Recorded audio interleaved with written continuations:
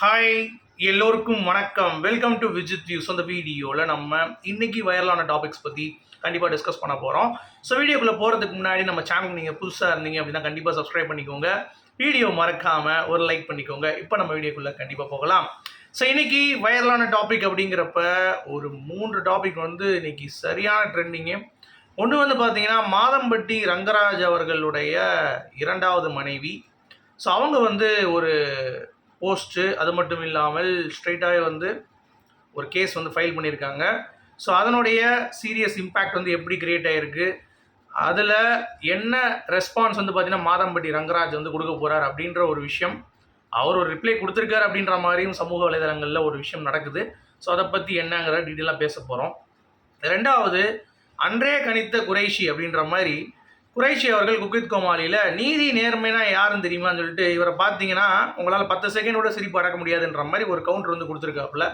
So அது எப்படி நடந்தது, என்ன நடந்துச்சு, ஸோ மாதம்பட்டி ரங்கராஜோடைய இன்னொரு கொடூர முகம் அப்படிங்கிறது ஒரு பக்கம், இன்னொன்று 3வது மனைவியா அப்படின்ற மாதிரியான ஒரு விஷயங்கள், அது என் குழந்தையே இல்லை அப்படின்ற மாதிரியான நிறைய மாதம்பட்டி ரங்கராஜ் பேசியிருக்காருன்ற மாதிரியான தகவல்கள் வெளிவருது. ஸோ அதை பற்றியும் தெளிவாக பார்க்க போகிறோம். அடுத்து ரொம்ப முக்கியமான ஒரு அப்டேட் பார்த்தீங்கன்னா பிக் பாஸ் 9 தமிழ் பற்றினா. ஸோ இந்த வாரம் பார்த்தீங்கன்னா அதை பற்றின ஒரு அப்டேட் இருக்குது. ஸோ அதை பற்றி நம்ம பார்த்துட்டு விரிவான தகவல்களை நான் உங்களுக்கு சொல்ல போகிறேன். ஸோ வீடியோக்குள்ளே போகிறதுக்கு முன்னாடி வழக்கம் போல் சப்ஸ்கிரைபு, லைக் மறந்துடாதீங்க மக்களே. இப்போ நம்ம வீடியோக்குள்ளே போகலாம். ஸோ இன்றைக்கி காலையிலேருந்தே பயங்கரமான ட்ரெண்டிங் அப்படிங்கிறது பார்த்தீங்கன்னா நம்ம மாதம்பட்டி ரங்கராஜ் அவர்களுடைய 2வது மனைவி ஜாய் கிறிசில்டா அப்படின்னு சொல்லிட்டு ஒரு காஸ்டியூம் டிசைனர் இல்லை ஃபேஷன் டிசைனர் அப்படின்ற மாதிரி என்னாலும் சொல்லலாம். ஸோ அவங்க பார்த்தீங்க அப்படின்னா ஏற்கனவே அவங்க ஒரு போஸ்ட் போட்டிருந்தாங்க. அதை பற்றி மாதம்பட்டி வாய் திறக்கவே இல்லை. என்ன அப்படின்னா இந்த மாதிரி எங்களுக்கு கல்யாணம் ஆகிடுச்சு, நாங்கள் கல்யாணம் பண்ணிக்கிட்டோம், but we are 6 months pregnant அப்படின்ற மாதிரிலாம் போட்டு மாதம்பட்டி ரங்கராஜோடைய ஒய்ஃப்ன்ற மாதிரி போட்டிருந்தாங்க.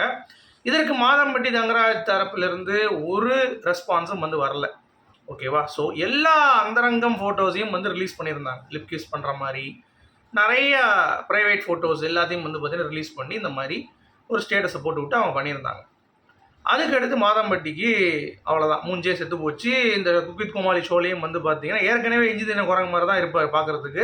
இன்னமும் குக் வித் கோமாளியில் அப்படியே ஷாக் ஆகி போய் நின்றுட்டு இருந்தார். சரியா? இது ஒரு கட்டம் போயிட்டே இருந்தது. இன்னொரு பக்கம் பார்த்தீங்கன்னா இன்னொரு ஃபங்க்ஷனு, அதில் அவருடைய முதல் மனைவி ஸ்ருதி ரங்கராஜ் அவர்களுடைய ஒரு கல்யாண வீட்டில் பார்த்தீங்கன்னா போய் இருந்தாங்க. ஸோ அப்போ இவரும் போய் உட்காந்துட்டு அங்கேயும் மூஞ்சி ஒரு மாதிரி உருன்னு வச்சுட்டு உட்காந்துருந்தாரு. ஸோ ஏதோ ஒரு பிரச்சனை இருக்குது அப்படிங்கிறது நம்மளால் கணிக்க முடியுது. ஓகே, ஸோ இது ஒரு பக்கம் இருந்தாலும் என்ன ப்ராப்ளம் உங்களுக்குள்ள அப்படிங்கிற மாதிரி இருக்கும் பொழுது, ஏன்னா மாதம்பட்டி இது வரைக்கும் ரங்கராஜ் அப்படின்றவர் பதில் அளிக்கவே இல்லை, எதை பற்றியும் பேசலை. ஃபர்ஸ்ட் வே பற்றியும் பேசல, செகண்ட் வே பற்றி பேசல. அவர் பாட்டு வராரு, பிஸ்னஸ் பார்க்குறாரு, அப்புறம் குக் வித் கோமாளி ஷோ போகிறாரு, திருப்பி உள்ளே ஒரு ட்வீட் போடுறாரு, இந்த மாதிரி நான் என்னுடைய உள்ளே இருக்கிறது எரிஞ்சிட்டு இருக்கு, அதுக்காக நோக்கி ஓடிட்டு இருக்கேன் அப்படின்ற மாதிரி இன்னொரு காஸ்டியூம் டிசைனர் டேக் பண்ணிடுறாரு. சரியா? அவங்க பேர் மீனாட்சி ஸ்ரீதரன். அவங்க தான் பார்த்தீங்கன்னா 3வது மனைவின்ற மாதிரியும் தகவல்கள் இப்போ சொல்லிட்டு இருக்காங்க. அவர் இப்போ அஃபேரில் இருக்கார் அப்படின்ற மாதிரி. எத்தனை பேரா பார்க்க உம்னா மூஞ்சி மாதிரி இருக்கான் ஆளை பார்க்குறதுக்கும், ஆனால் பண்ணுற வேலையெல்லாம் பாடுறா அப்படின்ற மாதிரி தான் இருக்குது. நான் பார்க்கும்போது இப்போ பெரிய பணக்காரனாக இருக்கான்ப்பா ஆள் பார்க்குறதுக்கு, நல்ல குணமான ஆளாகவும் இருக்கேன் அப்படின்ற மாதிரி நினச்சிட்டு இருந்தேன். பட் குக் வித் கோமாளி அந்த ஜட்ஜாக வரப்போ ரொம்ப ஹாப்பியாக இருந்தது. பட் அவரால் அதை சஸ்டெயின் பண்ண முடியல. ஏன்னா பர்த்தோடைய இடம் குக் வித் கோமாளியில் நிரந்தரம். அது என்னைக்கு போச்சோ குக் வித் கோமாளிக்கு சனியம் பிடிச்சிருச்சு அப்படிங்கிறது தான். அதுக்கடுத்து அந்த ஷோ எழவே இல்லை. அங்கிட்டு இன்னொரு டாப்பு குக்கு டூப்புக்கு பின்னிட்டு இருக்கு. இந்த சைடு பார்த்தீங்கன்னா மாதம்பட்டி வந்தாலும் சரி, எந்த பட்டி வந்தாலும் சரி, செல்ஃப் எடுக்காத ஒரு சூழ்நிலை தான். அதற்கு காரணமும் இவருடைய பர்சனல் லைஃப்பும் போட்டு தாக்குது அப்படிங்கிறது ஒரு பக்கம். சரி, இப்போ என்னன்னா அவங்க போட்டு கிட்டத்தட்ட ஒரு மாதம் தான் இருக்கும், ஒரு மாதம் கூட இருக்காது, ஒரு 3 வாரம் அப்படி தான் இருக்கும். ஸோ உடனே இப்போ பார்த்தீங்கன்னா இன்றைக்கி ஒரு கம்ப்ளைண்ட் ரெஜிஸ்டர் பண்ணுறாங்க மாதம்பட்டி ரங்கராஜுக்கு எதிராக. என்ன சொல்கிறாங்க அப்படின்னா, என்னுடைய இந்த குழந்தைக்கு அவர் தான் அப்பாங்கிறத கன்ஃபார்ம் நான் பண்ணணும். ஏன்னா திருப்பி அவர் நான் போய் பார்க்குறப்ப என்னை அசிங்கப்படுத்துகிறாரு, குக் வித் கோமாளி செட்டுக்கு போயிருந்தேன், அங்கே வச்சு என்னை கேவலப்படுத்திட்டாரு, அடுத்து அவர் பர்சனலாக மீட் பண்ணும் பொழுது என்னை அப்யூஸ் பண்ணிட்டாரு. ஸோ என்னை தயவு செஞ்சு எனக்காக நான் இங்கே வரல, அதை புரிஞ்சுக்கோங்க, என் குழந்தைக்காக தான் வரேன், அவர் தான் அவருடைய அப்பா. ஸோ எனக்கு இதுக்கு ஒரு நீதி வேண்டும், சரி உங்களுக்கு தெரியுமான்னு கேட்குறாங்க ப்ரெஸ் ரிப்போர்ட்டர். இந்த மாதிரி ஏற்கனவே ஃபர்ஸ்ட்டு ஒய்ஃப் இருக்கான்னு தெரியுமான்னு கேட்குறது. ஜுடிஷியலி செப்பரேட்டட் அப்படின்றாங்க. என்னடா அது புது வார்த்தையாக இருக்குது. ஒன்று டைவர்ஸ்ன்னு சொல்லணும், இல்லை டைவர்ஸ் இல்லைன்னு சொல்லணும். அது என்ன ஜுடிஷியலி செப்பரேட்டட் அப்படிங்கிறது எனக்கு புரியல. ஸோ தெளிவாக தெரிஞ்சே இன்னொருத்தவங்களுடைய புருஷனை வந்து ஆட்டையை போடுறதுக்கு எத்தனை பேர் அலைஞ்சிட்டு இருக்காங்க அப்படிங்கிறத பார்த்துக்கோங்க இந்த உலகத்தில். சரியா? அதுக்காக ஆம்பளைங்க நான் யோக்கியன்னு சொல்ல வரல, இவங்களும் அலையிறனால தான் அதுவும் வந்து போயிட்டுருக்கு அப்படிங்கிறது தான். பட் என்ன இங்கே ரீசனிங் அப்படின்னா, இப்போது இந்த ஜெயம் ரவி கனிஷா மேட்டர் எடுத்துக்கோங்களேன். ஜெயம் ரவி ஆர்த்தி அவங்களுக்கும் 2 பசங்க, இங்கேயும் வந்து மாதம்பட்டிக்கு 2 பசங்க. அவரும் வந்து ஸ்ட்ரெஸ்ஸு குடும்பன்ற மாதிரி இவர் ஓப்பன் பண்ணிட்டாரு. நான் கனிஷா கூட தான் வந்து என்னுடைய அடுத்தடுத்து ஃப்யூச்சர் போகுதுன்ற மாதிரி சொல்லிட்டு இப்போ எல்லா இதுலேயும் அவர் கூட சுற்றிட்டு இருக்காரு. இன்கேஸ் அவருக்கும் டைவர்ஸ் ஆகலை, அவரும் வந்து பார்த்தீங்கன்னா டைவர்ஸ் வந்து வாங்கலை, இன்னமும் சுற்றிட்டு இருக்காரு. அப்படிங்கிறது லீகலி வந்து அது தப்பு. அதே மாதிரி மாதம்பட்டி ரங்கராஜ் அவர்களும் வந்து பார்த்தீங்கன்னா எதுவுமே வந்து கண்டுக்காமல் இன்னமும் வந்து எனக்கு வந்து டிசைர் இருக்குது, அது இருக்குது, பேர்ன்ஸ் இருக்குது, நான் வந்து எரிஞ்சிட்ருக்கேன் அப்படின்ற மாதிரி சொல்கிறேன். எங்கள் வாழ்க்கையே எரிஞ்சிட்ருக்கு, நீ என்னடா எரிஞ்சிட்ருக்கு அப்படின்ற மாதிரி மக்கள் வந்து கழுவி ஊற்றுறாங்க. இதில் என்னென்னா ஜெயம் ரவியும் கொஞ்ச நாள் வந்து பார்த்தீங்கன்னா அவருடைய ஃபோட்டோ போட்டுட்டு கீழே கமெண்ட் ஆஃப் பண்ணி வச்சுருவாரு. மாதம்பட்டி அதான் பண்ணிட்டு இருக்காப்புல.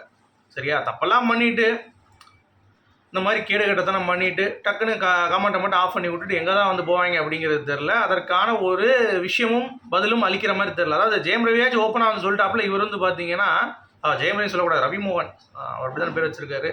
இந்த சைடு வந்து பார்த்தீங்கன்னா மாதம்பட்டி ரங்கராஜ் அவர்கள் எதுவுமே சொல்லாமல் போயிட்டுருக்காரு. இப்போ இவங்க வந்து எனக்கு அவர்கிட்ட போய் சேரணும், என்ன பண்ணுவேன்னு பண்ணுங்கள், எனக்கு வந்து கம்ப்ளைண்ட் ரெஜிஸ்டர் பண்ணுங்கள், என்னை அப்யூஸ் பண்ணிட்டாங்கன்ற மாதிரி கம்ப்ளைண்ட் ரெஜிஸ்டர் பண்ணியிருக்காங்க. ஸோ இதை வைத்து மாதம்பட்டி ரங்கராஜ் கைது செய்யப்படுறதுக்கு எல்லா சாத்தியக்கூறுகளும் இருக்குது. அதில் எந்த ஒரு மாற்று கருத்தும் இல்லை. ஏன்னா டைவர்ஸ் பண்ணாமல் ஒரு பொண்ணை வந்து பார்த்தீங்கன்னா ப்ரெக்னென்ட் பண்ணி அவங்களே அடிச்சிருக்காரு, கருவை கலைக்க சொல்லியிருக்காரு. இந்த மாதிரி ஏகப்பட்ட விஷயங்கள் வந்து நடந்திருக்கு அப்படிங்கிறது பார்க்கறதுக்கு அப்புறாணி போல் இருக்கும் இவரா அப்படின்ற மாதிரி இருந்துச்சு. இதை வந்து குறைஷி ரொம்ப அழகாக சொல்லியிருப்பார். நீதி, நேர்மை, நியாயம் அப்படின்னு சொல்லிட்டு ஒரு 10 செகண்டு நான் மாதம்பட்டி மூஞ்ச பார்த்தீங்கன்னா உங்களுக்கே சிரிப்பு வந்துடும் அப்படின்ற மாதிரி. அது என்னமோ கண்டிப்பாக உண்மை தான். குறைஷி அதை விளையாட்டுக்கு சொன்னால் கூட அது வந்து உண்மையாக நிறுவனமாக இருக்குது அப்படிங்கிறது நம்மளால் வந்து பார்க்க முடியுது. ஏன் இவ்வளோ செலிபிரிட்டி ஸ்டேட்டஸ் இருக்கக்கூடியவங்க இவ்வளோ தவறான ஒரு இன்ஃப்ளூயன்ஸை மக்களிடம் திணிக்கிறாங்க அப்படிங்கிறது எனக்கு சத்தியமாக புரிய மாட்டேங்குது. அதாவது அஃபேர் அப்படிங்கிறத ஈஸியாக நார்மலைஸ் பண்ணுறாங்க. எப்படி வந்து ஸ்மோக்கிங், ட்ரிங்கிங், இப்போ கஞ்சா அடிக்கிறதெல்லாம் வந்து அதெல்லாம் ஈஸிப்பா, சும்மா ஹேவ் அ சிப் அப்படின்றானுங்க. அதை பற்றி பாட்டு போட்டு நார்மலைஸ் பண்ணுறானுங்க. இப்போது எப்படி குடிப்பழக்கமும் மது பழக்கமும் நம்ம புகைப்பழக்கமும் அப்படியே வந்து பார்த்தீங்கன்னா நார்மலைஸ் ஆகிடுச்சு. அதே மாதிரி கஞ்சாவும் வந்து நார்மலைஸ் ஆகிட்டு இருக்கிற மாதிரி இப்போ அஃபேரும் வந்து பார்த்தீங்கன்னா அந்த தக்கலை படத்துலேயே வச்சாங்க ஒரு லைன் மாதிரி. இங்கேயும் வந்து அதை வைக்கிறானுங்க. எல்லாரும் வந்து சொல்கிறானுங்க செலிபிரிட்டிஸ் அப்படிங்கிறப்ப, எல்லாரும் டைவர்ஸ் லைன் போயிட்டு இருக்கானுங்க அப்படிங்கிறப்ப இந்த உலகம் எதை நோக்கி போகுது அப்படிங்கிறதே மிகப்பெரிய ஒரு கேள்விக்குறியாக இருக்குது. இதுக்கு நடுவில் மாதம்பட்டி ரங்கராஜ் அவர்கள் ஏன் சைலண்டாக இருக்கார் தெரியுமா? அது அவர் குழந்தையே இல்லை, ஜாய் கிறிஸ்டல்டாக ஏமாத்துறாங்க. அவருக்கு இன்னொரு மனைவி இருக்குது, அவருக்கு தான் இப்போ காஸ்டியூம் டிசைனர் அப்படின்ற மாதிரியான தகவல்கள் இப்போ வெளியாகுது. இதெல்லாம் வந்து மறுக்கணுமோ இல்லை அக்செப்ட் பண்ணுறதோ மாதம்பட்டி ரங்கராஜ் அவர்கள் இதற்கு பதிலடி கொடுத்தே ஆக வேண்டும் அப்படிங்கிறது தான் பாயிண்ட்டு. பட் அவர் சைட்லேருந்து எந்த ஒரு இதுவும் வரல. இதுக்கு வந்து பார்த்தீங்கன்னா அமைதியாக அப்படியே வந்து ஓட்டிகிட்டு இருக்காப்புல. இருந்தாலும் இப்போ கேஸ் ஃபைல் ஆயிடுச்சுல, இப்போ கேள்வி கேட்பான்ல, இப்போ பதில் சொல்லி தான் ஆகணும், மீடியாவை சந்திச்சு தான் ஆகணும். இப்படிப்பட்ட ஒரு டாப் ஸ்டாண்டர்டில் இருக்கக்கூடிய ஆட்களும் இந்த மாதிரி கேடுகட்டத்தனமாக இருக்காங்க அப்படிங்கிறப்ப உங்களை இன்ஸ்பிரேஷனாக வச்சுட்டு இப்போல்லாம் வந்து மாதம்பட்டி மாதிரி நாங்கள் வந்து சமைக்கணும், மாதம்பட்டி மாதிரி இருக்கணுங்கிறப்ப அப்போ 2 பொண்டாட்டி 3 பொண்டாட்டி கட்டிக்கணுமா அப்படின்ற மாதிரியும் ஒரு இன்ஸ்பிரேஷனுக்குள்ளே வரும். ஸோ அதெல்லாம் வந்து ரொம்ப மக்களை கன்ஃபியூஸ் பண்ணுறாங்க அப்படிங்கிறது தான் பார்க்க முடியுது இந்த மீடியா வெளிச்சத்தின் மூலமாக. அது வரைக்கும் மாதம்பட்டி ரங்கராஜன் எவனே தெரியாது.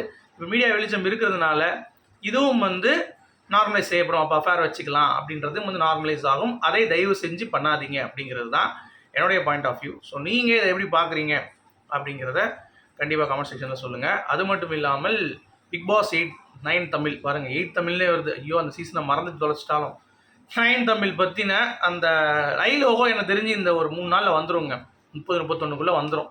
சரியா? வந்த பிறகு அதை பற்றி நம்ம கோடு இல்லை அதை பற்றி அடுத்தடுத்து பேசலாம். சரி, ஏன்னா கண்டென்ட் இல்லாமல் எந்த ஒரு கண்டஸ்டன்ட் லிஸ்ட்டும் வெளியே வரல, அமைதியாக தான் இருக்குது. பிக் பாஸ் 9 தமிழ் பற்றி எதுவுமே இல்லை, தகவலே இல்லை. கண்டஸ்டன்ட் லிஸ்ட்டும் வந்து பெருசாக எதுவுமே வந்து வெளியே வரல. ஸோ அது பேச ஆரம்பிச்ச கூட நம்மளும் வந்து பேசலாம். ஓகே, உங்களுடைய கருத்துக்கள் மீண்டும் சந்திப்போம்.